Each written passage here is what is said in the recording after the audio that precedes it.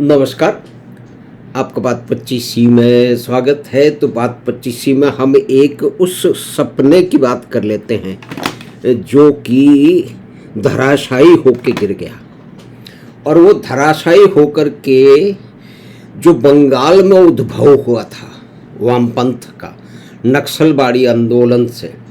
नक्सलबाड़ी में किसानों और जमींदारों, पुलिस और सरकार के बीच में जो तनातनी चल रही थी, उसके अंदर पुलिस ने फायरिंग की और आंदोलनकर्ताओं की मौत हुई। तो 3 जो जंगल संथाल, कानू सान्याल और चारू मजूमदार आगे आए बढ़ के। ये 1967 की बात है, 1967। और उसी के आसपास में पेकिंग रेडियो पे ये बात बताया गया। देखिए प्रेरणा, इस क्रांति की प्रेरणा तो चीन से आ रही थी, माओ से तुंग से आ रही थी। और ये पेकिंग रेडियो ने बताया, बड़ी छाती ठोक के बताया कि माओ से तुंग के नियमों, कायदों और जो है वो उनके उद्देश्यों की पूर्ति के लिए भारत में नक्सलबाड़ी के अंदर किसानों ने वो जो वहाँ की जो आतताई सरकार है उसके खिलाफ कोई आंदोलन कर दिया है। और उस आंदोलन से पूरा का पूरा भारत बदल जाएगा और एक ये बहुत बड़ी बात होगी, वगैरह वगैरह वगैरह। अब देखिए, चीन से प्रेरणा ली 1967 में जो है, और उसकी क्रांति जो भी कुछ हुई नक्सलबाड़ी में, वो जो संघर्ष चल रहा था उसके अपने कारण थे। लेकिन जो सॉल्यूशन, जो समाधान बताया जा रहा था वामपंथियों के द्वारा, उसको अब पीछे जाकर के दोबारा उसकी समीक्षा करने की आवश्यकता है। लेकिन वामपंथियों और उनके साथियों की मुख्य बात यह है कि वो कभी ये समीक्षा करना ही नहीं चाहते। आज जब भारत की सांसद में कभी 60 से ऊपर सांसद वामपंथी हुआ करते थे, आज 8 का भी टोटा है। लेकिन उनकी नारेबाजी, उनकी भाषणबाजी, उनका ज्ञान पेलना उसी तरह से शामिल है। और भारत में जो एक ग्रहण लगा है वामपंथ का, 1960 के दशक में लगा, 1967 को उसको एक नई दिशा मिली, स्फूर्ति मिली। चीन ने उसका जो है वो उल्लेख किया, पेकिंग रेडियो में कहा। और माओ त्सुंग की बात हुई। भाई 1967 और 1962 में तो कोई अधिक समय ही नहीं है। 1962 के समय तो जो उस समय की अगर बात ली जाए तो बंगाल में तो कहा जा रहा था कि अमर चेयरमैन माओ त्सिंग, मतलब कि माओ हमारा चेयरमैन है। तो ये जो बीमारी लगी और उसको जो माओवाद जो भारत में स्थापित हुआ, जिसके अंदर नक्सलबाड़ी में 1967 में एक बहुत ही महत्वपूर्ण एक घटना हुई, उसको 31 मार्च 2026 में जाके वो माओवाद समाप्त हुआ। ऐसा बताया जाता है कि 250 या 250 के आसपास डिस्ट्रिक्ट भारत के नेपाल की सीमा से लेकर के केरल तक वामपंथ की गिरफ्त में आ गए थे। और पता नहीं कितने सैनिकों को, वो अनगिनत संख्या, हजारों को उन्होंने इस अपने युद्ध में मार डाला। और उसके लिए जो अर्बन नक्सल थे, देखिए नक्सलवाद तो उसमें जंगल में समाप्त हो गया, लेकिन अर्बन नक्सल आज भी मीडिया में बैठे हुए हैं, विश्वविद्यालयों में बैठे हुए हैं, और आर्ट के क्षेत्र में बैठे हुए हैं, सिनेमा में बैठे हुए हैं, ड्रामे में तो बहुत ही जबरदस्त बैठे हुए हैं। भाई ऑपरेशन सिंदूर में जो सबसे बदेश और सबसे बद्दी ऑपरेशन सिंदूर की जो गाली गलौज किया है, उस पे तो मेरे पास तो उदाहरण है। वो सारे के सारे जो है वो राष्ट्रीय नाट्य विद्यालय यानी कि नेशनल स्कूल ऑफ ड्रामा के जो लोग हैं, इसका मतलब उनको पढ़ाया क्या जाता है। तो मतलब ये है कि आर्ट के क्षेत्र में वामपंथ ने किस तरह से पसर गया है। और उन्होंने मतलब अभिव्यक्ति के, लेखन के, क्रिएटिविटी के, रचनात्मकता के हर मैदान को, हर पहलू को अपनी वामपंथ की जो एक वो जो रक्त रंजित क्रांति की जो एक जो भूख है, उसकी जो परिकल्पना है, उसको परिमार्जित करने के लिए, उसको प्रचारित करने के लिए यूज किया है। और आज अब हम दोबारा चलते हैं कि 67 में जो कुछ हुआ नक्सलबाड़ी में, रेडियो पीकिंग ने उसकी बड़ी सराहना की और बताया कि अब ये जो है वो भारत में परिवर्तन होगा और सारी दुनिया में परिवर्तन होगा वगैरह वगैरह। लेकिन उसके 9 साल बाद 1976 में चेयरमैन माओ का देहावसान हो गया, यानी कि 9 साल बाद की बात है ना। और 1968 में आ गए देन जियाओपिंग। देन जियाओपिंग पहले से जानते थे कि हम जो कुछ कर रहे हैं वो गलत कर रहे हैं। मतलब आप समय को देखिए कि 1978 में उन्होंने जो कुछ आरंभ किया, वामपंथ और समाजवाद के नाम अपना उन्होंने समाजवादी पार्टी अवश्य रखा, लेकिन सारे नियम कायदों को पीले समुद्र में फेंक दिया, नीचे जाकर के दबा दिया। और फिर उन्होंने अपने देश के अंदर परिवर्तन शुरू किया कि विदेशों से टेक्नोलॉजी मंगाई, विदेशों से जो है वो मशीनरी मंगाई, सारी की सारी नो हाउ मंगाई जो कि उनके पास तो थी नहीं। यहाँ पे हमारे बहुत सारे लोग बड़ी डींग मारते हैं कि हमारे आईआईटी, हमारे आईआईएम, हमारे इंडियन इंस्टीट्यूट साइंस, हमारे इसने हमारी प्रगति में बहुत ही बड़ा योगदान दिया है। योगदान दिया होगा, लेकिन हम अब कंपेयर कर ले, उसकी तुलनात्मक अध्ययन कर ले चाइना से। भाई 1960 में और 70 में ऐसे कोई संस्थान तो थे ही नहीं ना भाई। उस समय बने कितने थे आईआईटी? 5, और इतने 4-5 आईआईएम बने थे। उससे क्या होता है इतने बड़े देश का? लेकिन एक नैरेटिव है। लेकिन चीन तो इनके इन सब के अलावा, इनके नहीं होने के बाद भी छलांग मार करके भारत से आगे निकल गया। यानी कि जो रोग चीन ने 1968 में माओ के देहावसान के बाद में नक्सलबाड़ी आंदोलन के 11 साल में ही उसको छोड़ दिया, हम आज तक सर पे लादे फिर रहे हैं। और पश्चिम बंगाल तो उसको 2011 तक सर पे लादे घूमता रहा। और सारा का सारा जो मीडिया था वो जो भी उस समय नृशंस हत्याकांड हो रहे थे, नृशंस हत्याकांड, उन सबको भूल गया। लेकिन यहाँ तो हम बात वही करते हैं ना कि वो 10 साल में जो ड्रीम जो सिर्फ भारत में फेल नहीं हुआ, सारी दुनिया में फेल हुआ। और पश्चिम बंगाल को जो इन लोगों ने बर्बाद किया है, मतलब स्वतंत्रता के समय पश्चिम बंगाल एक प्रथम श्रेणी का, अग्रणी श्रेणी का एक औद्योगिक संपन्नता वाला जो है वो राज्य था। उसको आप देखिए कि 1977 आते आते उसको पूरी तरह से बर्बाद कर दिया।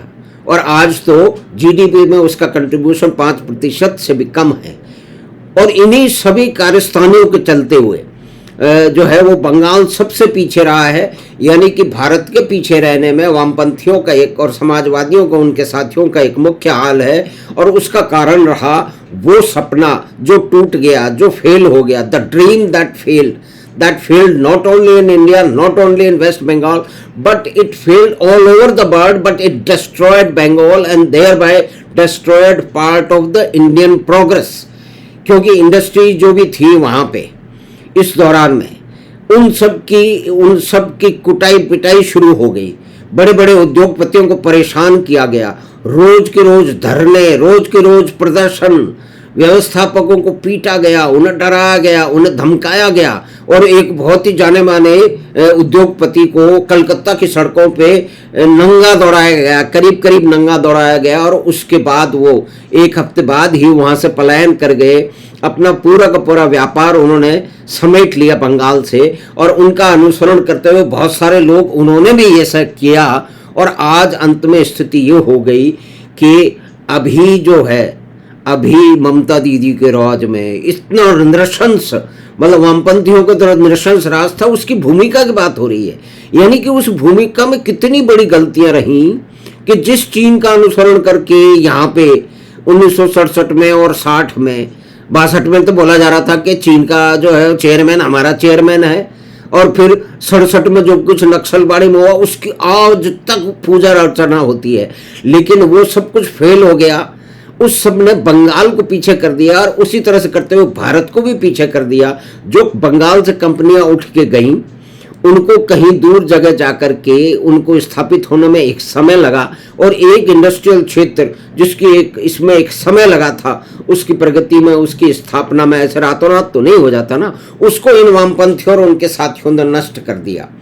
तो ये जो एक कालखंड था जिसको आज भी, जिसमें चारू मजूमदार, मतलब जो इस तरह से, और इसमें 2-3 घटनाएं हुई जिनका सम्मिश्रण, जो भी कुछ 67 के 77 में वामपंथियों की सरकार आई, तो उससे पहले तो ये हो रहा था कि 67 में तो बांग्लादेश का वार हुआ, वहाँ से बहुत सारे शरणार्थी आ रहे थे, उसके कारण फिर इंदिरा गांधी ने निर्णय लिया, वो युद्ध हुआ, बंगाल के लिए 5,000 करीब सैनिकों का बलिदान हुआ, 10,000 से अधिक घायल हुए, जीवन भर के लिए अपंग हुए, अरबों रुपए का खर्चा हुआ, लेकिन हमने बांग्लादेश से लिया क्या? कुछ नहीं।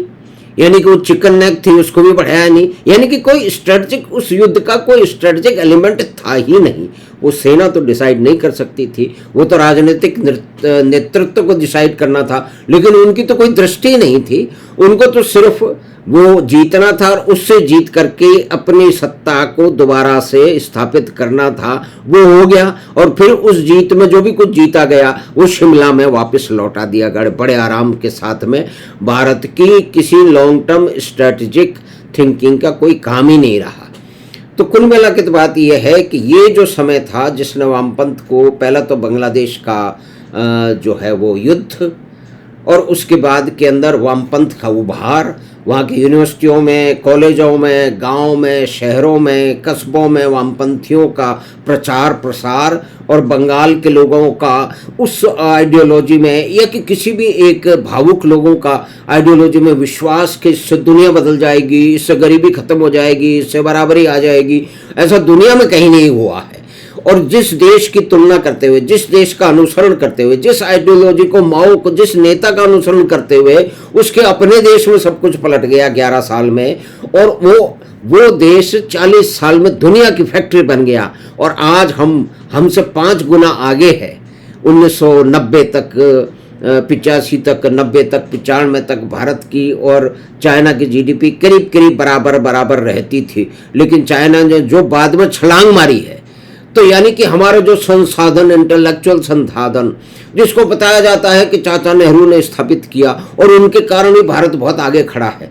भाई भारत आगे खड़ा होगा वो जो एजुकेटेड लोग थे, जो आईआईटी से पढ़े थे, जो आईआईएम से पढ़े थे और दूसरे पढ़े थे, उनको इस देश में नौकरी ही नहीं थी, उनको तो संभाला अमेरिका ने, उसी कैपिटलिज्म ने संभाला।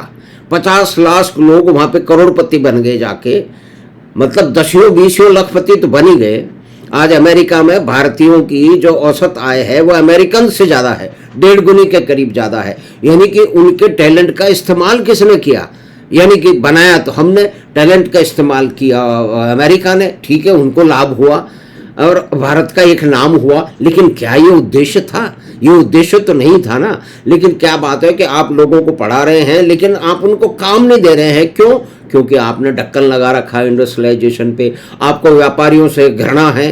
तो ये जो व्यापारियों से और उद्यमियों से घृणा करने का जो मूल नियम, कायदा, कानून है वो वामपंथियों और समाजवादियों से आता है, और उन्हीं के कारण ये देश पीछे है।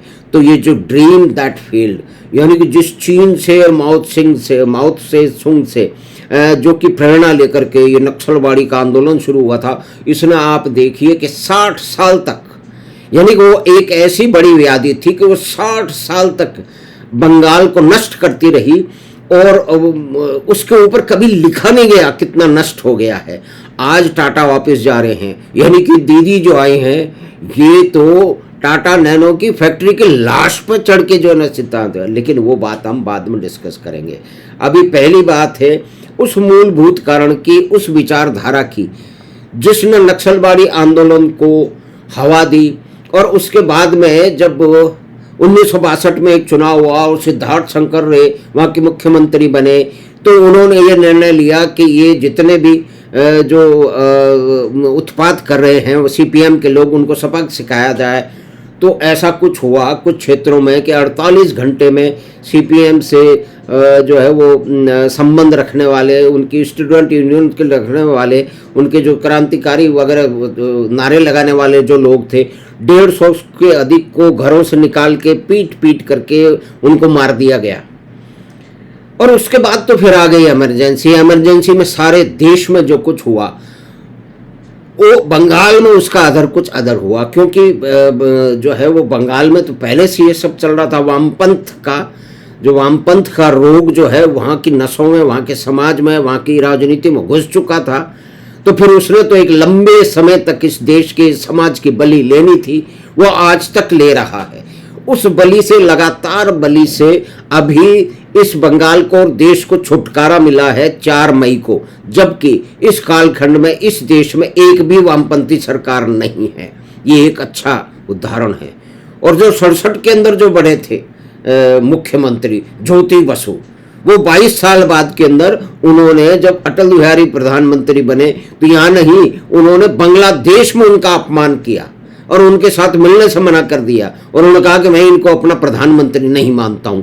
तो ये जो एक कास्टिक सब नेशनलिज्म और एक अहंकार, वामपंथी अहंकार की कोई सीमा नहीं है।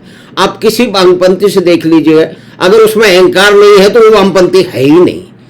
कुछ लोग वो जो है वो मतलब आपको बोली से वामपंथ नहीं लिखेंगे, लेकिन जहर लिखते हैं, जहर, यानी कि कंगना रनौत के थप्पड़ पड़ने पे खुश होने वाले लोग, ये और बहुत सारी मतलब जब अब आप जो है वो इस परिप्रेक्ष्य में देखें तो अभी जो भी कुछ टुकाई पिटाई जनता द्वारा, क्रोधित जनता द्वारा की गई है, क्योंकि एक गुंडे का हालचाल पूछने उसके मरने के बाद पहुंचे अभिषेक बनर्जी, तो जनता ने, उस क्षेत्र की जनता तो इतनी त्राहिमाम कर रही थी और उनको कुछ ठोक पीट दिया, तो उस पर एक ड्रामा शुरू हो गया है। देश का पूरा रवेशिया मीडिया उनके साथ हो गया है, जिसने 15 साल तक और उससे पहले 24-50 साल तक बंगाल की सुध नहीं ली, वहां के होने वाले नष्टीकरणों को सामने जनता के लाए नहीं। अब वो कह रहे हैं कि क्योंकि, लेकिन एक बात ये भी है कि टीएमसी के राज में ना तो सीपीएम वहां पे राजनीति कर पा रहा था, ना कांग्रेस कर पा रही थी, ना कोई और कर पा रहा था, क्योंकि उनके तो दफ्तरों को उन्होंने कब्जे में कर दिया। लेकिन किसी मीडिया ने हमको ये खबर बताई, ये तो अब आ रही है, यानी कि अब बीजेपी के आने के बाद में सीपीएम और कांग्रेस भी वहां पे अपनी नेतागिरी कर पाएंगे, यानी कि एक बराबरी का सराज प्रजातंत्र में जैसा होना चाहिए। लेकिन पिछले 15 साल में ममता दीदी और उनके साथियों ने और उनकी पार्टी ने और उनके भतीजे ने जो हाल किया है, उसकी खबर आपको हमको मिली नहीं। क्यों? क्योंकि सारा का सारा रवेशिया मीडिया जो है, ये असली गोदी मीडिया जो है, वो मानता था कि मोदी को और बीजेपी को और आरएसएस को ये दीदी रोक लेंगी, तो उनको तो लाख कत्ल माफ हैं, वो कुछ भी करें, मोदी को रोक के रखें, आरएसएस को रोक के रखें। इसी में ये रवेशिया मीडिया और ये असली गोदी मीडिया जो वो प्रसन्न था। लेकिन मुख्य बात ये थी कि जिस देश से प्रेरणा लेके वामपंथ का नासूर इस भारत में तो बहुत पहले आ गया था, बंगाल में तो सरकार बनाई, सरकार तो केरल में भी बनाई, लेकिन वहां से भी टूट गई है ना, उसको भी हटा दिया गया था। किन लोगों ने हटाया था? वो उन्हीं लोगों ने हटाया था जो प्रजातंत्र की सबसे अधिक बात करते हैं। तो ये एक परिप्रेक्ष्य है कि जिस देश से, जिस नेता से, जिस आइडियोलॉजी से प्रेरणा लेकर नक्सलवादी आंदोलन शुरू हुआ, बंगाल का नष्टीकरण शुरू हुआ, 34 साल तक वामपंथियों का शासन चला, उसके बाद में कहते हैं कि अल्ट्रा लेफ्ट का शासन चला, जो कि जो ममता दीदी का था, और पहले के 10 साल और, तो ये जोड़ लीजिए 60 साल तक बंगाल को बर्बाद किया है उस सपने ने, जो कि फेल हो गया। और आज एक नए परिवर्तन के दौर पे जो है वो बंगाल खड़ा है। तो हमें आशा है कि बातचीत आपको पसंद आई होगी, तो आप चैनल बात 25 को सब्सक्राइब करें, लिंक अपने मित्रों परिवार के साथ साझा करें। हम आपसे फिर मिलेंगे बात 25 की अगली बात में। धन्यवाद, नमस्कार।